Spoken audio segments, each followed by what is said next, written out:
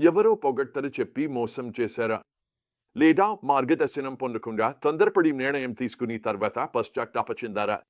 ఈరోజు యెహోషువ గ్రంథంలోని ఒక ముఖ్యమైన కథను అధ్యయనం చేయబోతున్నాం. ఇది విజయంలోని ప్రమాదాలను మరియు వివేచన యొక్క ప్రాముఖ్యతను తెలియజేస్తుంది.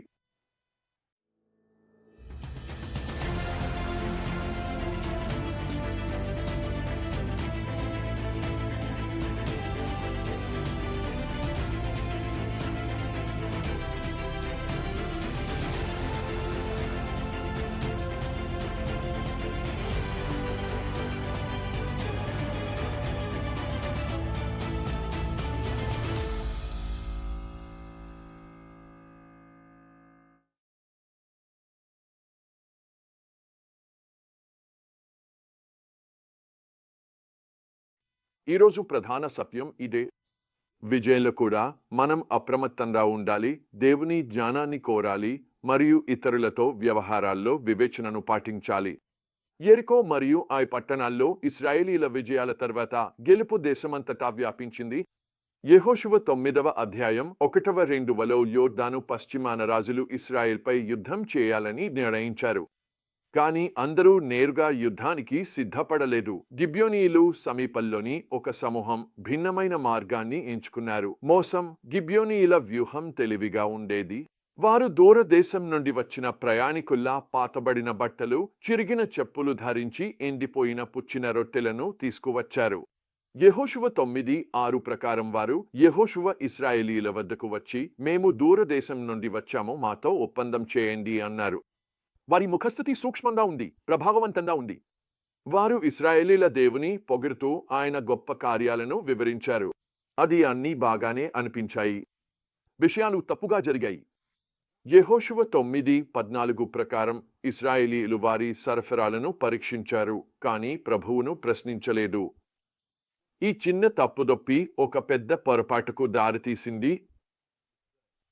3 రోజుల తర్వాత ఇశ్రాయేలీయులు నిజం తెలుసుకున్నారు. గిబియోనీయులు నిజానికి వారి పొరుగువారే. కానీ ఆలస్యమైపోయింది. వారు ఒప్పందం చేసుకుని దేవుని సమక్షంలో ప్రమాణం చేసి తమ మాటను తిరస్కరించలేరు. ఈ సంఘటన మనకు కొన్ని కీలకమైన పాఠాలను నేర్పిస్తుంది. విజయం నిర్లక్ష్యానికి దారితీస్తుంది. తాజాగా విజయాలను సాధించిన ఇశ్రాయేలీయులు ఈ విషయంలో దేవుని మార్గదర్శకత్వాన్ని కోరాల్సిన అవసరం లేదని భావించారు. మనం ఎంత అనుభవం ఉన్నా, ఎంత విజయవంతమైనా దేవుని మార్గదర్శకత్వం అవసరం లేదని అనుకోకూడదు. దేవుని జ్ఞానం, చాటుపదాలు తీర్పును మసకబార్చగలవు. గిబియోనీయులు ఇశ్రాయేలీల దేవునిని ప్రశంసించి ఆయన కార్యాలను వివరించడం ఇశ్రాయేలీయుల గర్వాన్ని పెంచింది. అనుకూలత లేదా ప్రభావాన్ని పొందేందుకు చాటుపదాలను ఉపయోగించే వారిపై మనం జాగ్రత్తగా ఉండాలి. మరియు రూపం మోసపరచగలదు. గిబియోనీల పాతబడిన బట్టలు పుట్టినప్పుడు పాడైన రొట్టె నమ్మదగిన భ్రమను సృష్టించాయి. మనం పైకి కనిపించే రూపాన్ని మించి చూడాలి మరియు వివేచనను కోరాలి. ఇవి మార్గదర్శకత్వం కోరకపోవడం తప్పిదాలకు దారితీస్తుంది. చిన్న ప్రార్థన ఇశ్రాయేలు తప్పు నుండి కాపాడి ఉండేది. మనం ఎంతసార్లు చిన్నవైనా పెద్దవైనా నిర్ణయాలను దేవునిని సంప్రదించకుండా తీసుకుంటామో, ఈ ఆటంకం ఉన్నప్పటికీ యెహోషువ యొక్క స్పందన ఇలాంటి పరిస్థితులను ఎలా నిర్వహించాలో మాదిరిని అందిస్తుంది. అతను మోసాన్ని నేరుగా ఎదుర్కొన్నాడు. యెహోషువ 9:22 యెహోషువ గిబియోనీయులను పిలిచి, మీరు ఎందుకు మోసం చేశారు అని అడిగాడు. అతను సమస్యను నిర్లక్ష్యం చేయలేదు లేదా అది లేనట్టుగా నటించలేదు. తప్పుడు పరిస్థితుల్లో వాగ్దానమైనా అతను తన మాటను నిలబెట్టుకున్నాడు. ఇది యెహోషువ యొక్క నిజాయితీ మరియు స్వభావాన్ని ప్రతిబింబిస్తుంది. మనం తప్పు చేసినప్పటికీ మన ప్రతిజ్ఞలను గౌరవించేందుకు ప్రయత్నించాలి. ఇశ్రాయేలీయుల కోసం మార్గం చేశాడు.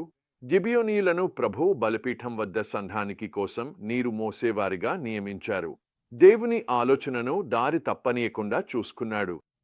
అతను దీనిని సమర్థవంతంగా సమీకరించే మార్గాన్ని కనుగొన్నాడు. కథ ఇక్కడితో ముగియదు. 10వ అధ్యాయంలో గిబియోనీయులు ఇశ్రాయేల్తో ఒప్పందం వారిని ఇతర కనానీయ రాజులతో విరోధంలోకి తీసుకువెళ్ళింది. ఈ రాజులు గిబియోనును దాడి చేసినప్పుడు గిబియోనీయులు యెహోషువను పిలిచారు.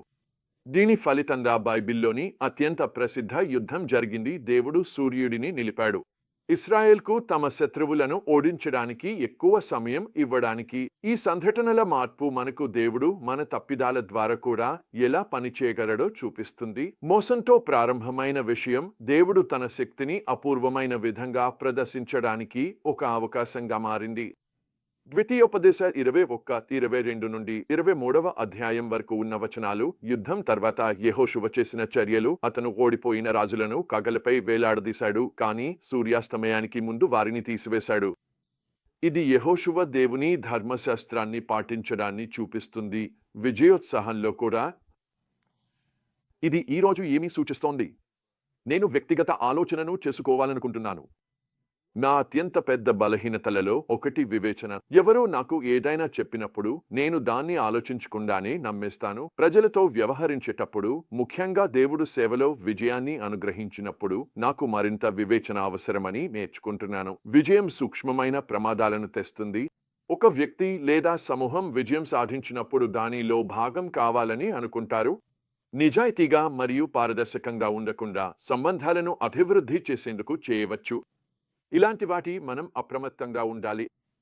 ఆ పట్టణంలో విజయం సాధించిన తర్వాత యెహోషువ ప్రజలను జ్ఞానంతో ఆరాధనకు నడిపించాడు. దేవుని వాక్యం. కానీ అప్పటికీ శత్రువు సూక్ష్మంగా దాడి చేశాడు. ఇది మనకు గుర్తు చేస్తుంది, మనకు ఉన్న అత్యంత ప్రమాదకర పరిస్థితులు శత్రువుల నుండి కాకుండా మన గర్వం లేదా నిర్లక్ష్యాన్ని ఆకర్షించే మోసపూరిత మార్గాల ద్వారా వస్తాయి. అయితే మనం ఈ పాఠాలను ఎలా అమలు చేయగలం? మొదటగా దేవుని మార్గదర్శకత్వాన్ని ఎప్పుడూ అన్వేషించడం ఆపకండి, పరిస్థితులు అనుకూలంగా ఉన్నప్పుడు. రెండవది, మకుటం వేయడాన్ని జాగ్రత్తగా గమనించండి, ఎప్పుడూ ప్రదర్శనకు మించి చూడండి. మీరు తప్పు చేసినప్పుడు నిజాయితీగా ఎదుర్కొని సమగ్రతతో ముందుకు సాగే మార్గం కనుగొనండి. మూడవది, మనం ఆయనకు విశ్వాసంగా ఉంటే దేవుడు మన తప్పిదాల ద్వారా కూడా పని చేయగలడని గుర్తించండి. ఈరోజు చిన్నదైనా పెద్దదైనా ప్రతి నిర్ణయంలో దేవుని అన్వేషించేందుకు అంకితభావాన్ని పునరుద్ధరించండి. ఎందుకంటే ఆయన జ్ఞానంలోనే మన నిజమైన విజయము మరియు గెలుపు ఉన్నాయి.